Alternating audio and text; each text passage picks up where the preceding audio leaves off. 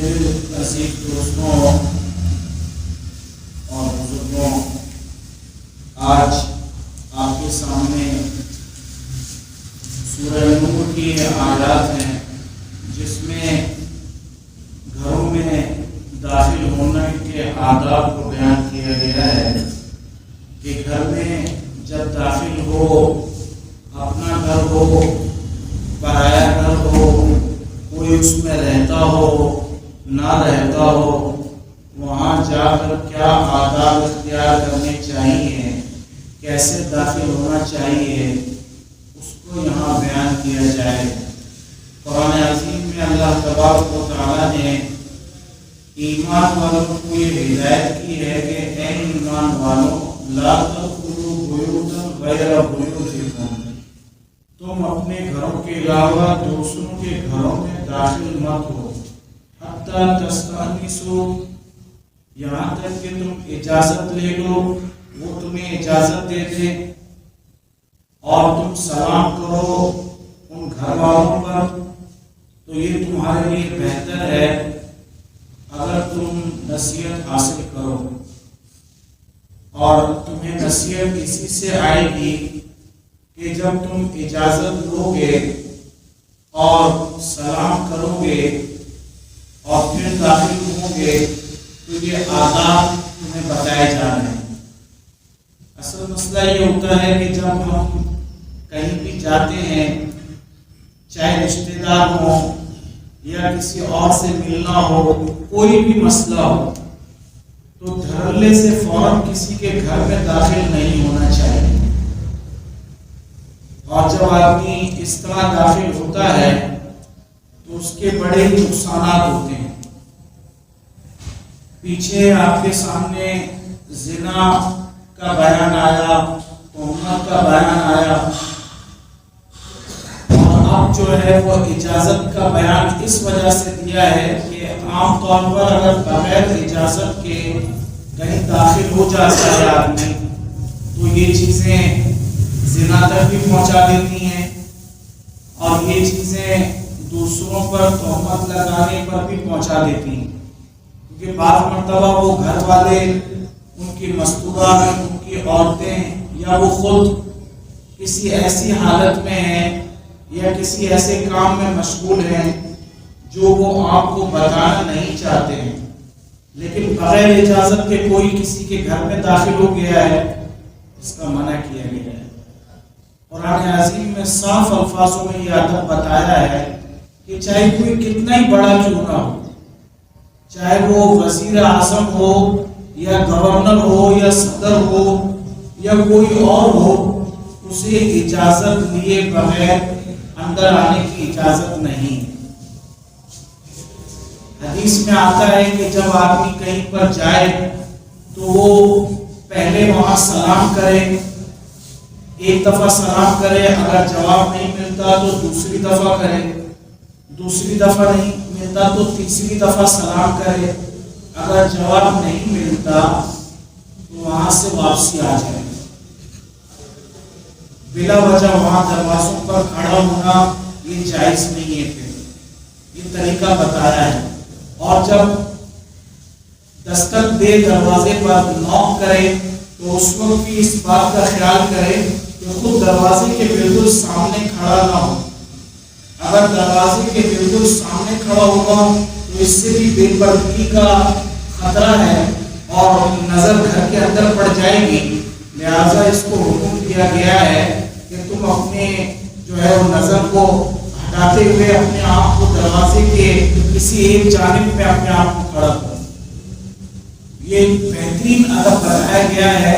ساری بے حیائی اور لاپرواہی کی سب جڑیں کاٹ دی گئی کہ کسی کو یہ موقع ہی نہ دیا جائے کہ وہ زنا تک پہنچے، اپنی نظروں کے ذریعے تہمت تک پہنچے۔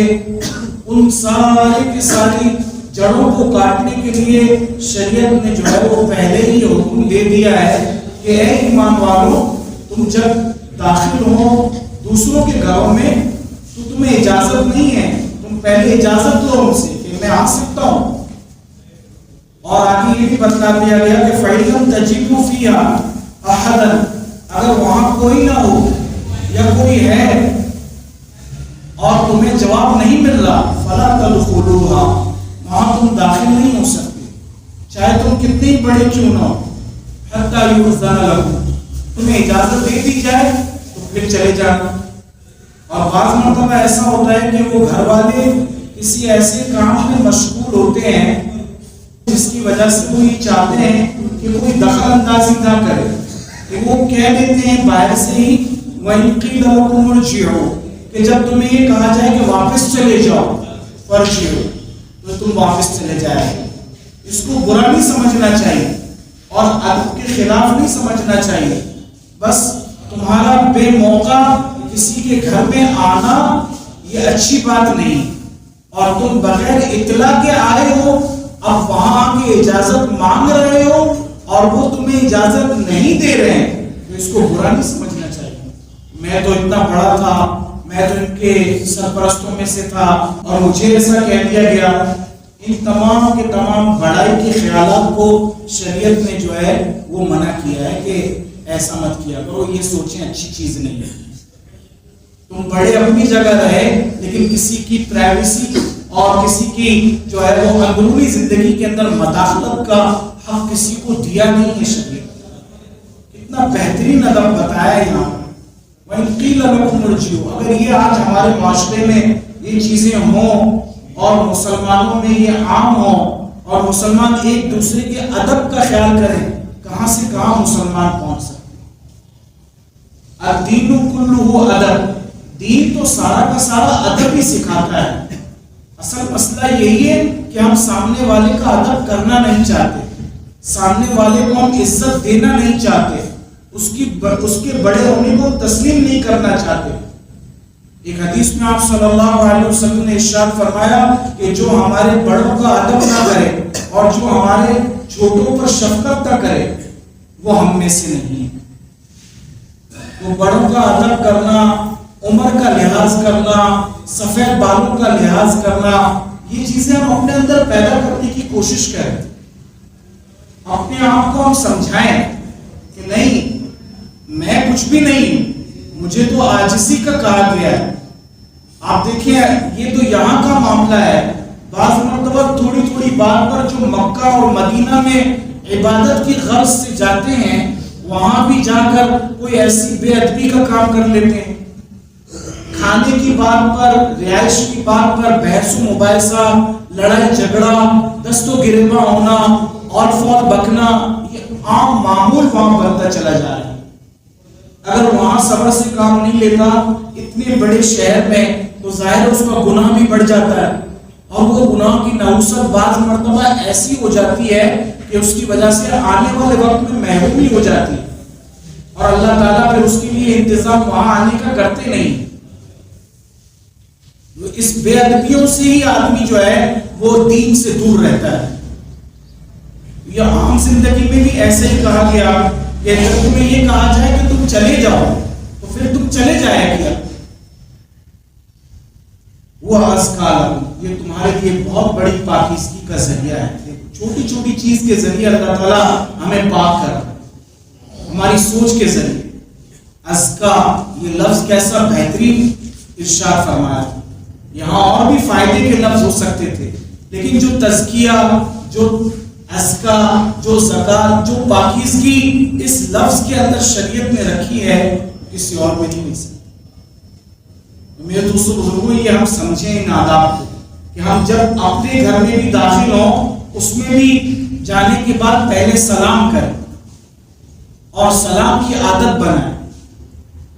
اگر ہم یہ سلام کی عادت بنائیں گے تو ہمیں کبھی بھی نقصان نہیں ہوگا۔ آج جو گھروں میں بے برکتیاں ہیں، جو آپس کی ناچاکیاں ہیں، جو نفرتیں ہیں بہن بھائیوں میں، اور اسی طرح بیوی اور شوہر کے درمیان، والدین کے درمیان، اس کی بنیادی وجہ ایک یہ بھی ہوتی ہے کہ ہمارا داخلہ گھروں میں سنت کے مطابق نہیں۔ دوسروں کے گھروں کا تو کیا ہم لحاظ کریں گے، جیسے ہم اپنے گھروں میں داخل ہوتے ہیں اس کا ہمیں خود ہی پتہ ہے، نہ سلام کرتے ہیں، نہ سلام کا کسی کو جواب دیتے ہیں، نہ خیر و عافیت پوچھتے ہیں، نہ بس اپنا رونا دھونا جو باہر کا ہوتا ہے وہی رونا دھونا اندر جا کے کرتے ہیں اور اسی کی نوست لے کر اندر بیٹھتے ہیں. کبھی بچوں پہ غصہ، کبھی بیوی پر غصہ. یہ کیا وجہ ہے؟ یہ آداب سے دوری ہے، یہ دین سے دوری ہے. اور جتنا زیادہ ہم اس سے دور ہوتے جائیں گے اتنا ہی زیادہ ہمارا نقصان ہوتا جائے گا. میرے دوستوں، ہمیں ان آداب کو سمجھیں. یہ ازکا کا لفظ، تزکیہ کرنا، ازکا، زکات اور یہ زکی، یہ سب لفظ پاکیزگی کی طرف بلاتے ہیں. تو اللہ تعالیٰ ہمیں در حقیقت ہر اعتبار سے پاک دیکھنا چاہتے ہیں. ہر اعتبار سے ہمیں بالکل صفائی ستھرائی والا، نفاست والا دیکھنا چاہتے ہیں. نہ ظاہری میل کچیل اللہ تعالیٰ کو پسند ہے اور نہ باطنی میل کچیل اللہ تعالیٰ کو پسند ہے. لہذا اس سے اپنے آپ کو بچائیں. واللہ بما تعملون علیم. اللہ تعالیٰ جو ہم اعمال کرتے ہیں، جو تم اعمال کرتے ہو، سب اللہ تعالیٰ اس کو جاننے والے ہیں. کہ کون اجازت طلب کرتا ہے اور آنے کے بعد اس کی کیا نیتیں ہیں، کس نظر سے وہ گھر کو دیکھتا ہے، دوسرے کے بڑے گھر کو، محل کو دیکھ کر اپنے بارے میں کیسا احساس کمتری کا شکار ہوتا ہے. یہ کیوں یہ چیزیں پیدا ہوتی ہیں؟ کیونکہ ان آداب کی کمی ہے. یہ آداب جتنے زیادہ زندگیوں سے نکلتے چلے جائیں گے اتنے ہی زیادہ جو ہے ہم احساس کمتری کا شکار ہوں گے. کبھی مختلف بیماریاں جو ہیں وہ روحانی طور پر جسم کے اندر آنا شروع ہو جاتی ہیں. قلب جو ہے وہ انتہائی بیمار رہتا ہے. اس سے اپنے آپ کو بچانا چاہیے. لیس علیکم جناح ان تدخلوا بیوتا غیر بیوتکم غیر مسکونۃ فیہا متاع لکم. ہاں، اگر کوئی ایسی جگہ ہیں جو عام شاہراہیں ہیں، عام جیسے مسجد ہے، مدرسہ ہے، اور کوئی بیٹھکیں ہیں، مہمان خانے ہیں، یا جو یہ عام آنے جانے کی جو چیزیں ہوتی ہیں، وہاں اس کی اجازت کی ضرورت نہیں ہے. اور ہوٹل وغیرہ ہوتے ہیں، ان کے لانچ وغیرہ، تو وہاں عام بیٹھنے کی بھی اجازت ہوتی ہے. پارک وغیرہ ہو گئے، وہاں اجازت نہیں دی جاتی، وہ عام لوگوں کے لیے بنائے جاتے. اس کا بھی ادب شریعت نے بتایا ہے اور کھول کر بتایا ہے بالکل کہ وہاں اجازت کی ضرورت نہیں ہے. وہاں تمہارے اپنے فائدے اور کا سامان ہے، وہاں ضرورت ہے تمہاری کہ تم بیٹھ جاؤ کچھ دیر. لیکن وہاں بھی اس بات کا ضرور خیال رکھنا ہے کہ آگے آ رہا ہے نظر کا بیان، کہ نظروں کی حفاظت وہاں بھی ضروری ہے. پارک میں بیٹھتا ہی ان جگہوں پر ہے جہاں مستورات بیٹھتی ہیں یا ان کے قریب بیٹھتا ہے. اس کا معنی ہے کہ نیت میں کچھ فتور ہے. شریعت آگے اس کو بیان کر رہی ہے. لیکن یہ اجازت عمومی اسی وجہ سے دی کہ کہیں کوئی اپنی ملکیت نہ سمجھ بیٹھے ان عام جگہوں کو جو عام فائدے کے لیے لوگوں کے لیے بنائی گئی ہیں. یہ مسجد ہے یا کسی طرح کوئی مدرسہ ہے یا اسی طرح کوئی پارک ہے، کوئی ہوٹل ہے، کوئی لانچ ہے، تو ان لانچ وغیرہ میں بیٹھنے کی آپ کو اجازت ہے. اس میں کوئی پوچھنے کی ضرورت نہیں ہے. واللہ یعلم ما تبدون وما تکتمون. اللہ تعالیٰ جو تم ظاہر کرتے ہو اس کو بھی جانتا ہے اور جو تمہارے باطن میں ہے، جو چھپا کے بیٹھے ہو، اللہ تعالیٰ اس سے بھی واقف ہے. لہٰذا اللہ تعالیٰ کے سامنے اپنے اعمال کو چھپانے کی تمہیں ضرورت نہیں کہ وہاں عام جگہوں میں بیٹھ کر بھی نیتوں میں کیا چل رہا ہے، ذہنوں میں کیا چل رہا ہے، دل کے خیالات کیا کہہ رہے ہیں، اپنے اوپر خوب کڑی نظر رکھیں. اللہ تعالیٰ ہم سب کو عمل کی